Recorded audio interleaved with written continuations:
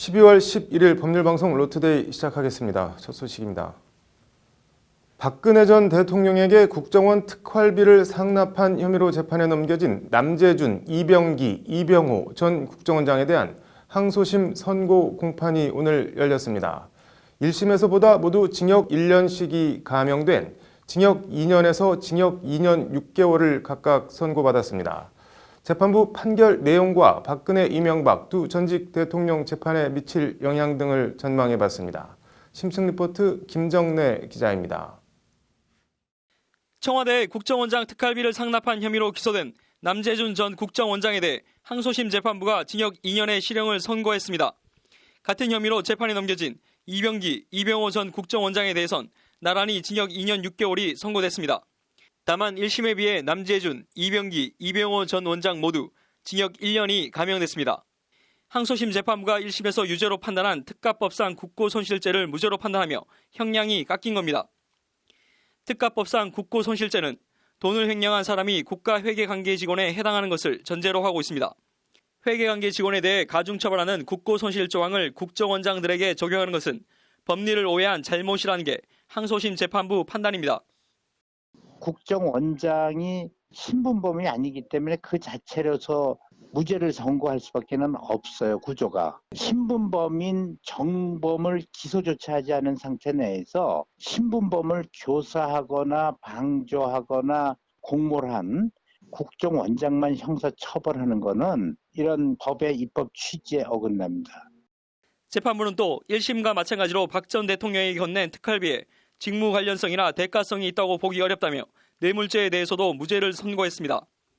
재판부는 다만 횡령 혐의에 대해선 유죄를 선고한 1심 판결을 그대로 유지했습니다. 오늘 새 전직 국정원장 항소심 재판부의 국고손실 무죄 판결은 이명박 박근혜 전 대통령 재판에도 영향을 미칠 것으로 보입니다. 금일 재판부에서 회계관계에 있어서 국정원장은 직원이 아니라고 판단함에 따라 전날 위헌 제청 신청을 낸 이명박 대통령도 감형될 것으로 예상됩니다. 당장 이 전 대통령 측은 국고손실죄에 해당 조항에 대해 헌법재판소 판단을 받아보겠다며 위헌법률 심판 제청 의견서를 항소심 재판부에 제출한 상태입니다.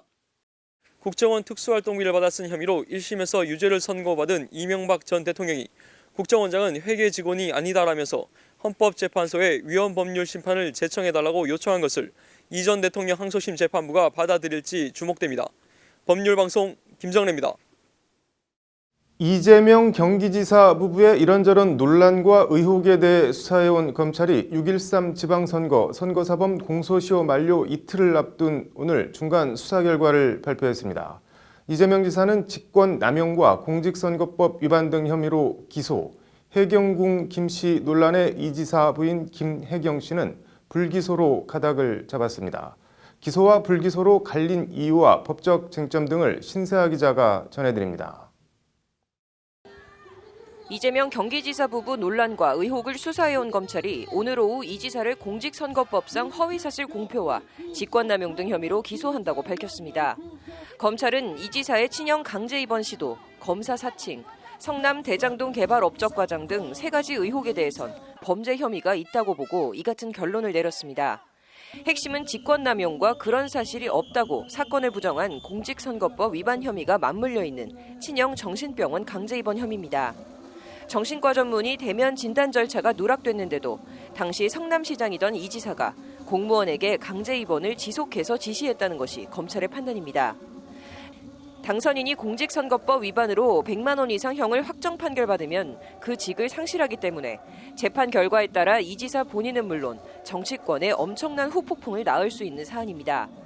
검찰에서 일단 기소를 한 것 자체가 관련자들의 진술을 확보한 것으로 보여요. 그래서 지금대로라면은 아마 재판 과정에서도 유죄 판결이 날 가능성이 높지 않느냐. 경기도지사직도 좀 상실을 할 위험성이 높지 않을까. 이 지사가 받는 다른 혐의들, 배우 김부선 씨와의 스캔들을 비롯해 조폭 연루설, 일배 가입 의혹 등은 증거 불충분으로 기소 대상에서 제외됐습니다. 막말과 노무현 전 대통령 비하 논란 등으로 파문을 일으킨 해경궁 김씨 실소유주 논란과 관련해서도 검찰은 이 지사 부인 김혜경 씨에 대해 불기소 처분을 내리는 것으로 결정했습니다. 이유는 증거 부족, 행위자를 특정하기 어렵다는 게 검찰의 설명입니다.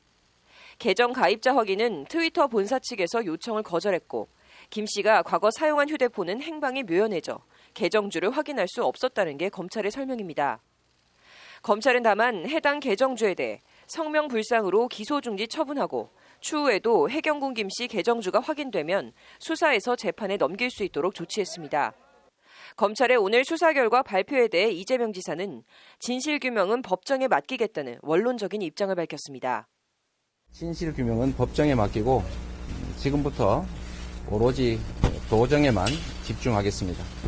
앞으로도 촛불 정부의 성공을 우리 경기도에서 든든하게 뒷받침하겠습니다. 이 지사의 입장 발표는 정치적으로 부담이 컸던 해경군 김 씨 논란이 일단락됨에 따라 민주당 주류의 화해 제스처를 전달하는 한편 혹시 있을지 모를 경기지사 레임덕 현상을 차단하려는 다목적 포석으로 풀이됩니다.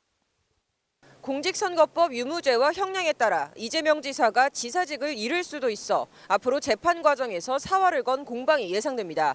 법률방송 신세아입니다.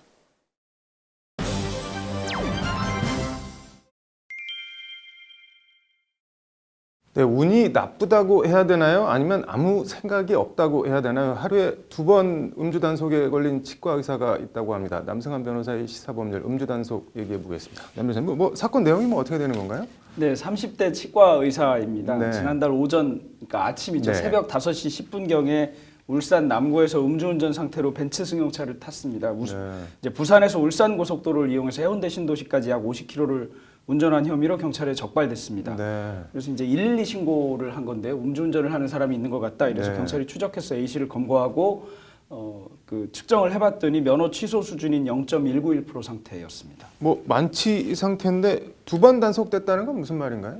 이제 단속이 되니까 네. 차량을 다시 대리운전을 통해서 차량을 가지고 왔습니다. 그래서 네. 인근 오피스텔까지 이동을 했는데요. 네. 아마 술이 취해서 그러신 건지 대리운전 기사하고 시비가 붙었습니다. 네. 그래서 다시 직접 본인이 차를 몰고 3층 주차장까지 100m가량 운전을 한 혐의로 경찰에 다시 적발된 것인데 네. 이제 폭행 시비가 붙어서 대리운전자가 경찰에 신고하는 바람에 덜미를 잡힌 것이고요. 이번에 측정을 했더니 이제 아까보다는 약간 내려가서 네. 0.182% 정도가 나왔습니다. 그것도 뭐 면허 취소 수준인데 궁금한 게 이렇게 뭐 주차장이나 골목길 이면도로 이런 거는 도로교통법상 도로가 아니다. 그래서 뭐 단속 대상이 아니지 않냐 이렇게 알고 계신 분들도 있는데 어떤 건가요? 네, 도로교통법상의 도로가 아닌 것은 맞는데요. 네. 그런 곳에서 음주를 한 상태에서 운전을 한 것이 사회적인 문제가 많이 돼서 네. 2011년경에 개정됐습니다. 그래서 네. 도로가 아닌 곳이라 하더라도 술에 취한 상태에서 운전한 경우 음주운전으로 처벌합니다. 또 하나 궁금한 게 지금 이렇게 대리기사가 다퉈서 신고를 했다고 했는데 만약에 이 운전자가 주차를 다 마치고 집에 들어가서 자고 있으면 어떻게 되는 건가요? 네, 그런 경우에 이제 신고를 받고 출동한 경찰은 네. 해당 운전자에게 측정을 요구할 수 있습니다. 네. 그래서 만약에 측정에 응하지 않으면 측정 거부가 되고 측정에 응하면 그 경우에 이제 음주운전이 되는 건데요. 네. 또 하나 마지막으로 궁금한 게 이 음주운전 단속 기준을 혈중 알코올 농도 이제 0.03으로 하향 조정했는데 아침에 술 먹고 그 다음 날 출근한다든지 아니면 전날 술 먹고 퇴근을 하는데 퇴근 날 뭐 알코올기가 남아 있어서 단속된다든지 이런 건 당일날 술 마신 게 아닌데 뭐 어떻게 대응할 방법이 없는 건가요? 일단 걸리면? 네, 흔히 주치운전이라고 네. 하는 숙취운전이라고 네. 하기도 하는 그런 것인데요. 우리 도로교통법은 음주를 한 상태, 음주운전이라고들은 하긴 하지만 술에 네. 취한 상태에서의 운전을 처벌합니다. 그러니까 술에 취한 상태라면 그런 경우에도 처벌되고요. 네. 참고로 도로교통법에서는 그 피로한 상태, 일정 수준 이상의 피로한 상태에서의 운전도 처벌하고 있기는 합니다. 네. 뭐 아무튼 대리기사님하고 싸웠다가는 큰일 날 수 있겠네요. 오늘 잘 들었습니다. 다음 소식입니다. 맥도널드 해피밀 세트를 먹은 4살 아동이 용혈성 요독증으로 신장 기능의 90%가 손상된 이른바 맥도널드 햄버거병 사건 기억들 하실 텐데요. 혹시나 했는데 역시나였습니다. 제도적인 구멍이 있었습니다. 관련해서 허술한 법 체계를 정비하기 위한 국회 토론회가 오늘 열렸습니다. 김태현 기자가 토론회 현장을 취재했습니다. 지난 2016년 9월 맥도날드 매장에서 해피밀 세트를 섭취한 4세 아동이 용혈성 요독증 진단을 받습니다. 구토와 설사, 급기야 혈변 등의 증세를 보인 이 아동은 결국 신장 기능의 90%를 잃게 됩니다. 아이가 먹은 햄버거 패티에선 장출혈성 대장균 5157균이 검출됩니다. 이른바 맥도널드 햄버거병 사건입니다. 피해 아동 가족이 맥도널드를 식품위생법 위반죄 등으로 고소했지만 검찰은 한국 맥도널드를 불기소 처분했습니다. 관련 법제도의 구멍 때문입니다. 이와 관련 오늘 국회에선 대한변협 주최로 유해식품 규제 관련 현행 제도의 문제점 및 개선 방향 토론회가 열렸습니다. 토론회에선 먼저 햄버거 패티의 경우 분쇄 포장육으로 분류되고 있는데 포장육 패티의 경우 균 검사 의무가 면제되고 있는 현행법의 구멍이 지적됐습니다. 검사 의무가 없으니 균이 오염된 패티가 유통돼도 책임을 묻기 어려운 구조인 겁니다. 처벌 규정의 공백과 축산물 위생관리법상의 불완전한 검사 규정들은 이로 인한 피해는 고스란히 국민이 입고 있습니다. 더 황당한 건 담당 공무원이 해당 패티가 전국 400여 개 매장에 유통된 사실을 알고도 아무런 처분을 내리지 않았다는 점입니다. 대장균 검출 패티 회수 및 공표 명령을 공무원이 임의로 면제한 것입니다. 회수 명령 및 공표를 실시하지 않고 회수 대상이 없어 축산물위생관리법에 따라 처분을 면제한다라는 내용으로 결정.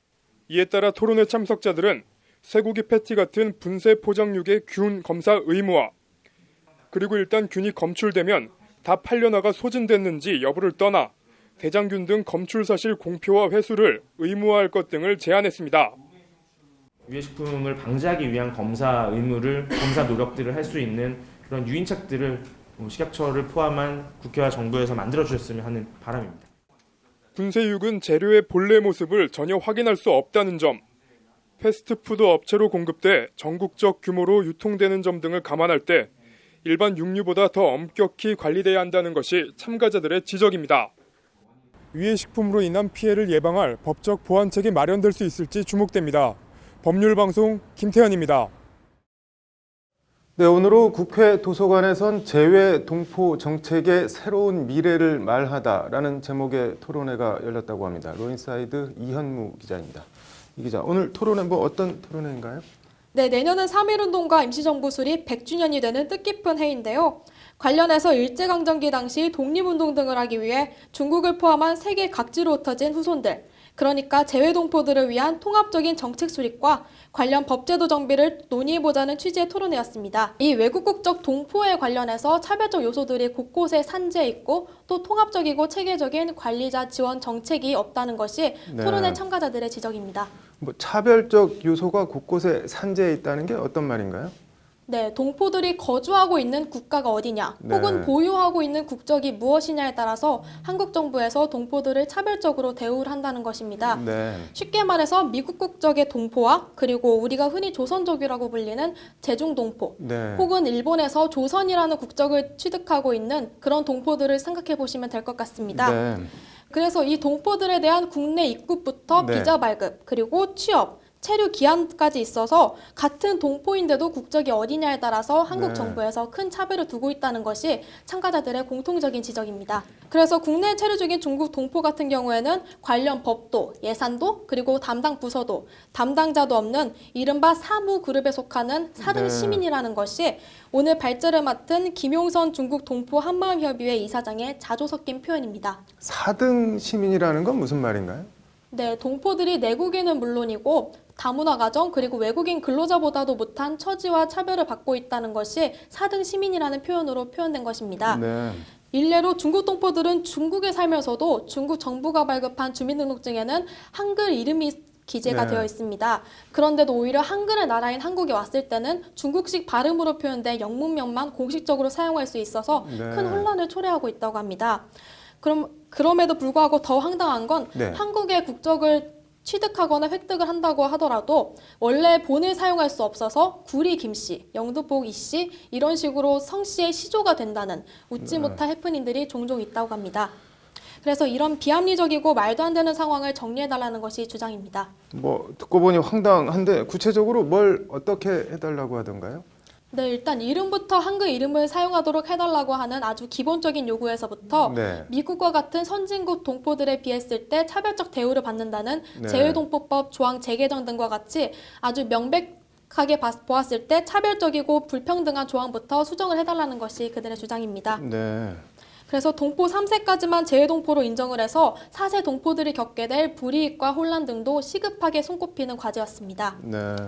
네, 재외동포 정책의 포용적 실천과 그리고 종합화 체계화가 절실하다는 것이 오늘 기조 강연을 맡은 임채환 재외동포 연구원장의 주장입니다. 네, 뭐 듣고 보니까 개선책이 빨리 마련돼야 될 것 같네요. 오늘 잘 들었습니다.